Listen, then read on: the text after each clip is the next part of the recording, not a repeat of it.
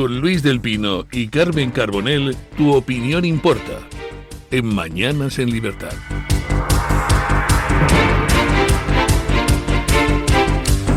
8:04, 7:04 en las Islas Canarias, y vamos con las noticias de las 8 con la ayuda de doña Carmen Carbonell. Actualizamos la información a esta hora de la mañana hablándoles del llamado Pacto del Caserío, es decir, de la reunión entre Bildu y el PSOE para pactar la moción de censura en el año 2018 que puso fin al gobierno de Mariano Rajoy. El presidente del gobierno, Pedro Sánchez, niega haber formado parte de este acuerdo. Dice que es mentira que se hubiera reunido con Arnaldo Otegi y se ratifica en lo que dijo en la Comisión de Investigación del Congreso, en la que aseguró que ni siquiera conocía a Anchón Alonso. Recuerden. ¿Y conoce usted al señor Anchón Alonso? No le conozco, que yo recuerde. Vale. No le conoce. ¿No sabe que también, aparte de ser socio de Santos Cerdán, pues debió de ser el que facilitó el apoyo del PNV y de Bildu a su gobierno? ¿Usted cree? Pues bien, ahora Vox anuncia que va a presentar una querella contra Pedro Sánchez por falso testimonio en sede parlamentaria. Así lo explicaba José Antonio Fuster, el portavoz nacional de Vox. Yo tengo el enorme placer hoy, como portavoz nacional, de anunciarles que Vox ha presentado ante el Tribunal Supremo querella contra Pedro Sánchez Pérez Castejón, presidente del Gobierno y secretario general del Partido Socialista, porque el pasado 30 de octubre, como ustedes han visto, en su comparecencia en la Comisión de Investigación del Senado sobre la operación del Orne, el número 1 de la trama cometió un delito de falso testimonio en sede parlamentaria previsto en el artículo 502 del Código Penal.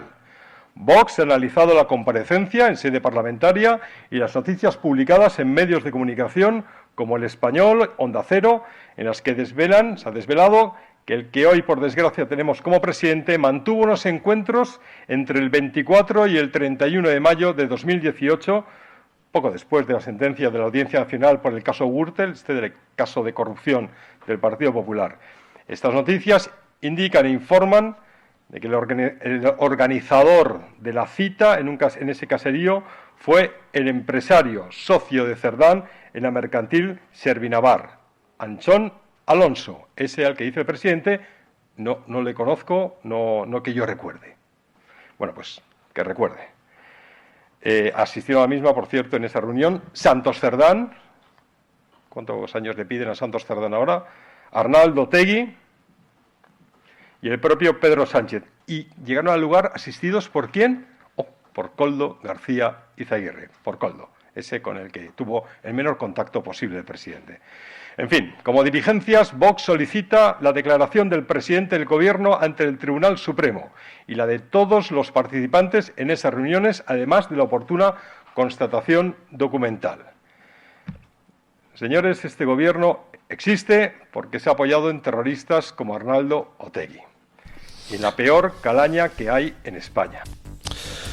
Bueno, pues me parece muy bien que se presente esa querella. Ya saben ustedes que Sánchez y Otegi niegan esa reunión. Koldo dice que lo que publica El Español es cierto y El Español se ratifica hoy y dice que en las conversaciones incautadas por la UCO figuran mensajes donde se alude a esa reunión.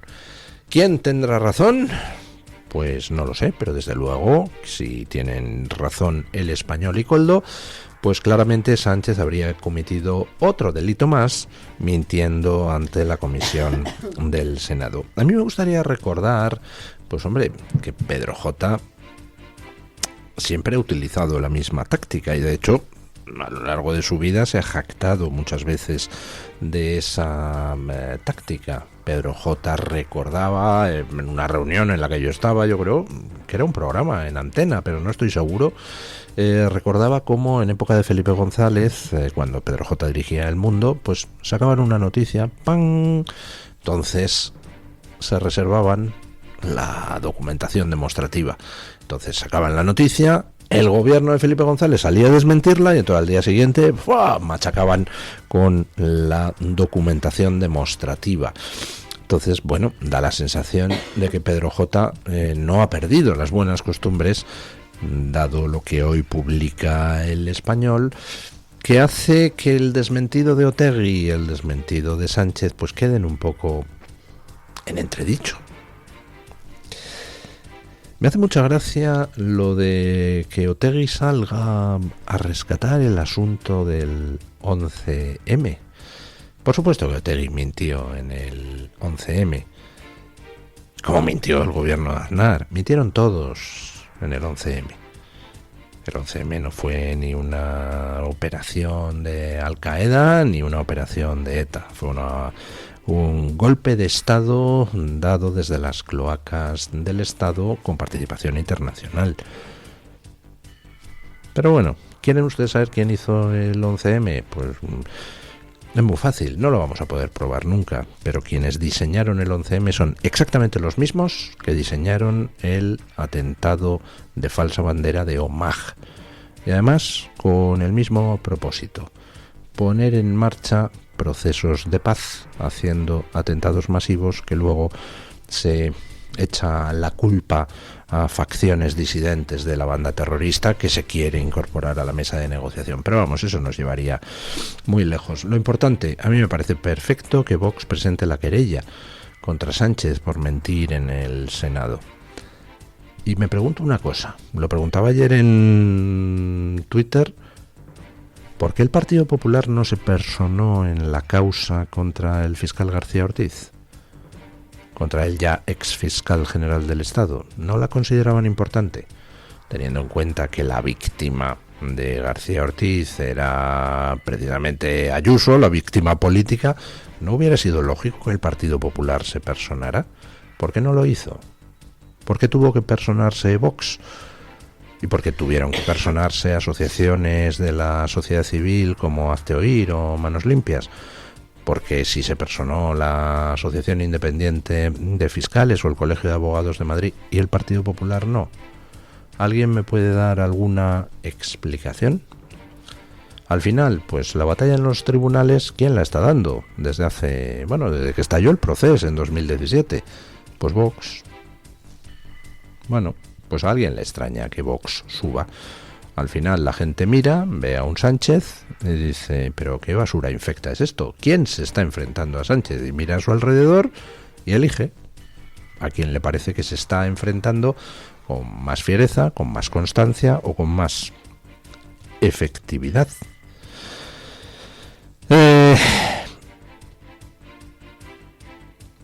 Vamos a otro caso judicial porque a mí me parece que esto es una vergüenza de tamaño descomunal.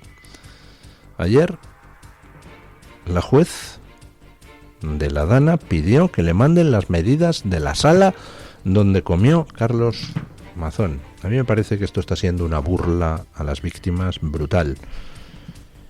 Me parece que está tardando el Consejo General del Poder Judicial en intervenir en esto.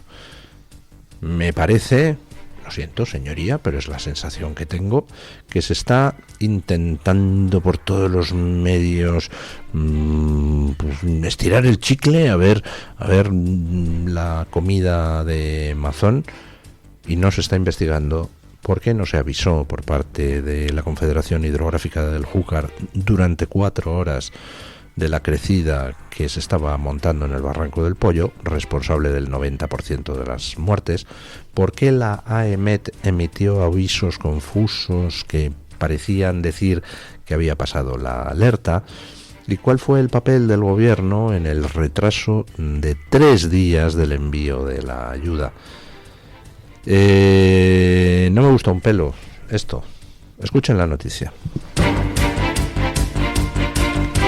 La juez que investiga la catástrofe de la Dana en la Comunidad Valenciana ha solicitado que se aporte el plano del restaurante El Ventorro y las medidas concretas del comedor, así como una fotografía, la factura y la comanda, con el fin de determinar la duración del encuentro del presidente Carlos Mazón el día de la catástrofe.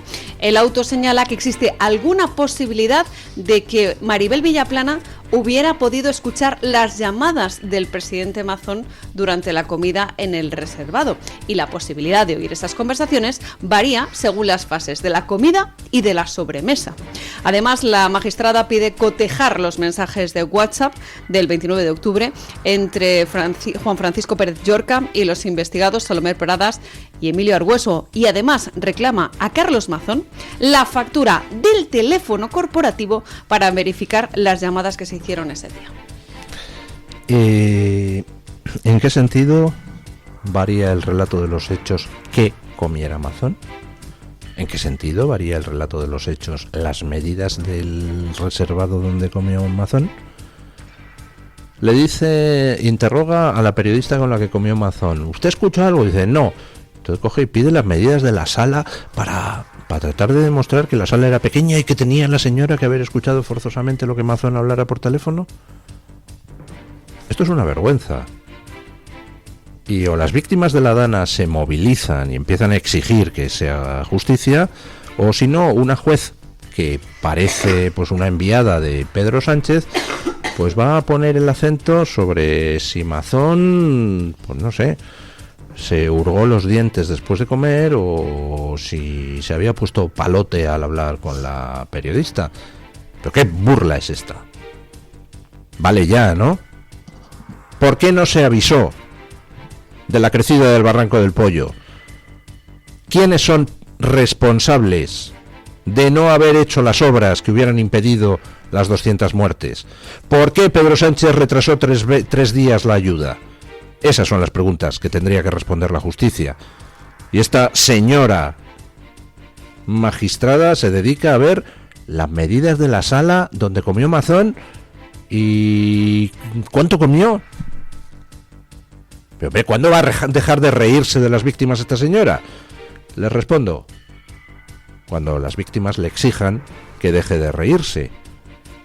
Porque el caso es que ahí ha puesto a 2 asesores de Compromís a controlar a las víctimas el gobierno de Sánchez y tratan de silenciar a la mayoría de las víctimas que dicen que ni esas les representan ni por supuesto están de acuerdo con que la investigación no esté investigando nada de por qué murieron 200 y pico personas. Bueno, en Barcelona pues hay una ola de agresiones sexuales realmente brutal. Escuchen.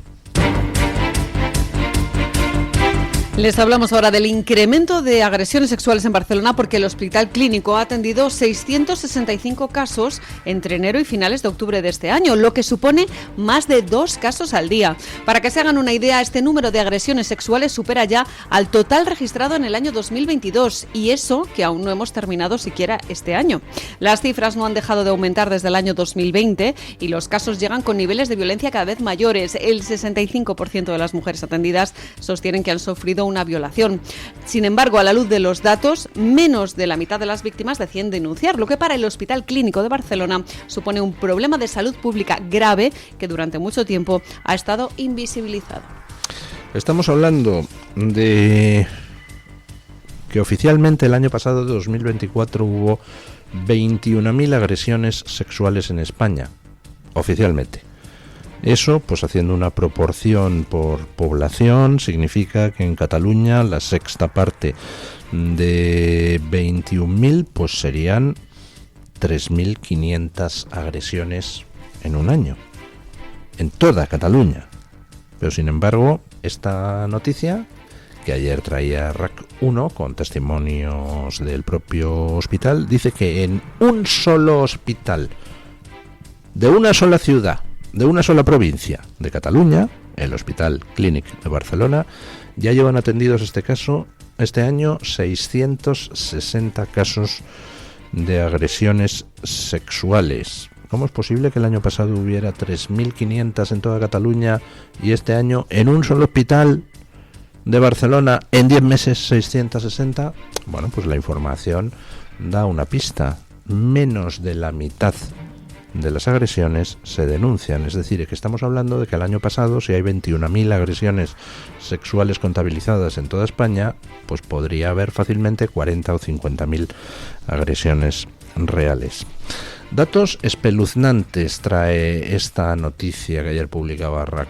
Uno, como que el nivel de violencia de esas agresiones sexuales es cada vez mayor, como que las agresiones sexuales se están multiplicando desde 2020 gracias a las políticas de puertas abiertas. Esto ya es añadido mío.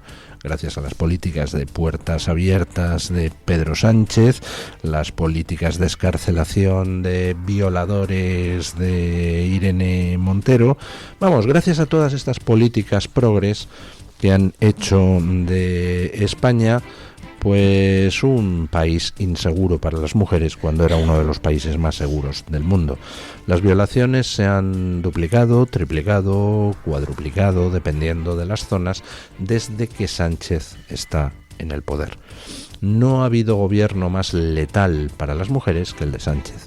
Y continúa produciéndose y agravándose esta situación mientras campan a sus anchas personas que nos dicen que ni sabemos quiénes son. No les podemos devolver a sus países de origen porque no sabemos quiénes son.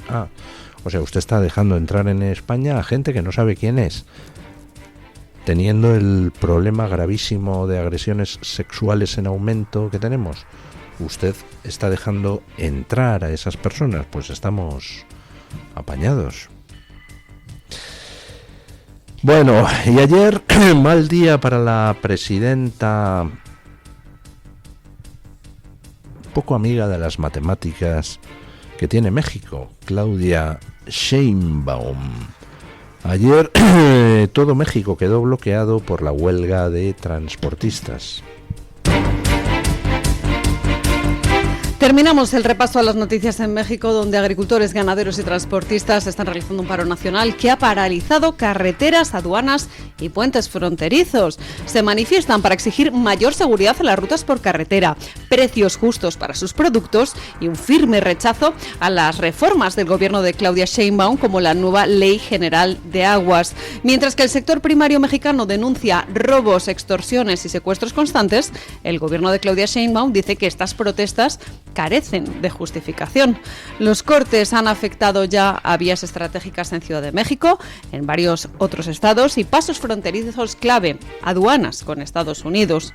Las organizaciones participantes acusan al gobierno de Claudia Sheinbaum de minimizar una crisis que afecta tanto al campo como al transporte y que además pone en riesgo la seguridad y el sustento de miles de familias en México. Bueno, la verdad es que resulta curioso el cómo, pues siendo México y España dos países tan unidos por lazos históricos, culturales, de idioma, vamos, siendo México y España dos provincias de un mismo imperio separadas por una pequeña lengua de mar llamada Océano Atlántico, pues parece mentira que haya tan poca información en España sobre México. Tenemos bueno, de vez en cuando llegan informacioncillas, pero la verdad es que no demasiado. Tenemos un desconocimiento profundo en España de la actualidad política mexicana. Yo creo que eso es algo que tenemos que tratar de corregir. Ayer, pues se produjo una huelga de transportistas que hizo que todo México quedara bloqueado, porque los transportistas con sus camiones bloquearon todo, paralizaron el tráfico del país, y para paralizar Ciudad de México, la capital, pues tampoco hace falta tanto. Con bloquear unas cuantas vías de salida y entrada principales, pues automáticamente toda la ciudad es un caos. Esta huelga de los transportistas que protestan contra la política económica y los proyectos legislativos de Claudia Sheinbaum se une a las protestas estudiantiles que hubo hace no demasiados días que siguen a todo lo que son los episodios de violencia política contra todos aquellos que se oponen a los cárteles. Recuerden ustedes que a Carlos Manzo, alcalde de Uliapán, creo que era el pueblo, le asesinó el narco hace algunas semanas después de que él denunciara la desprotección en que estaba y pidiera ayuda a Claudia Sheinbaum para combatir al narco en su ciudad, ayuda que nunca llegó. Están empezando los mexicanos a unirse contra el gobierno antipopular que sufre en estos momentos México. Ese gobierno que se dedica a tratar de buscar enemigos externos para no hacer frente a sus responsabilidades y a sus problemas internos. México es un lugar donde la gente muere asesinada a decenas de miles cada año. México es un lugar donde el narco impera en amplias zonas del país. México es un lugar donde el gobierno mexicano de López Obrador, con su reforma judicial, al final ha conseguido que el narco pueda influir de manera directa en la elección de jueces. Bueno, pues a ver si se puede conseguir con las protestas populares que el gobierno enderece el rumbo, y si no, pues que caiga. Y una cosa que me pasa, liberal enfurruñada, gran tuitera y gran periodista que deberían ustedes seguir, que me corrige una tontería que he dicho antes, que si ahora Sánchez nombra al fiscal general del Estado, pues entonces que va a tener que comérselo el gobierno siguiente. Pues no, el artículo 31 del Estatuto Orgánico del Ministerio Fiscal dice que el fiscal general del Estado cesa cuando cesa el gobierno que lo hubiera propuesto. Pues muchísimas gracias, liberal enfurruñada, por la corrección. Y vamos con una fundación de interés que nos trae, con una información de interés que nos trae la Fundación Ramón Areces, y después a la información del tiempo con la ayuda de doña Carmen Carbonell.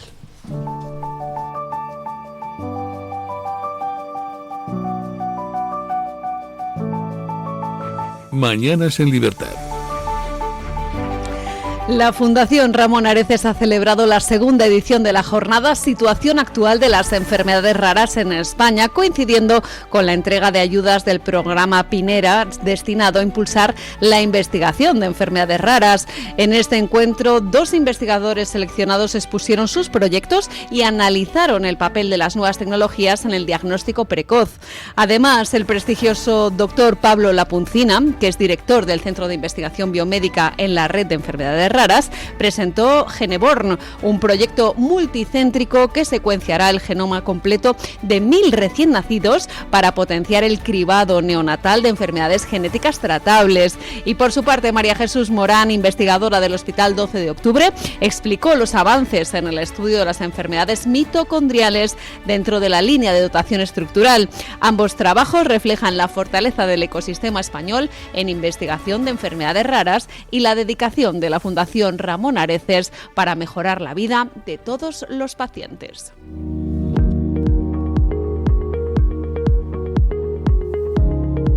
El tiempo en Radio Libertad.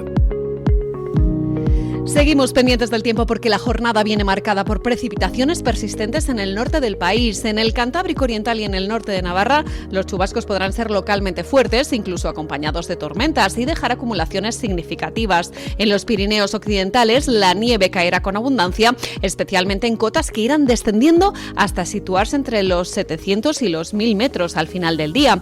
Y es que el frente que está cruzando la península en las últimas horas va a terminar de marcharse, dejando durante la mañana mañana cielos muy nubosos en buena parte del país y en Baleares. A partir de la tarde se abrirán claros en muchas zonas, excepto en el norte, en áreas de montaña y en los archipiélagos. Las precipitaciones se concentrarán sobre todo en la mitad norte peninsular y en Baleares. En la mitad sur lloverá por la mañana, remitiendo a medida que avance el día.